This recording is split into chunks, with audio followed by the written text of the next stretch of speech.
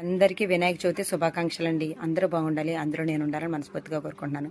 మీ అందరూ ఆరోగ్యాలతో మీరు ఏదనుకుంటే అది జరగాలని, ఈ వినాయక చవితి నుంచి బాగుండాలని మనస్ఫూర్తిగా దేవుడిని అయితే కోరుకుంటున్నానండి.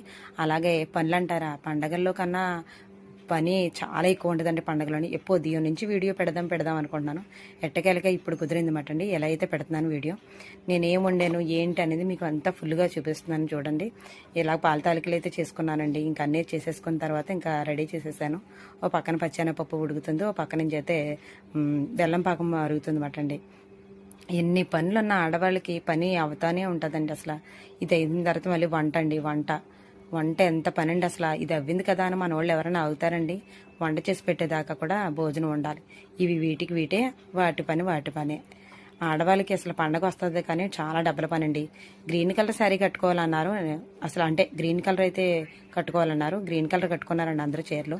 మరి ఎందుకు అది మంచి కోసమని ఏంటో మరి చెప్పారు. ఇదిగోండి ఇవన్నీ వండాను. లాస్ట్గా సబ్స్క్రైబ్ చేసుకోండి.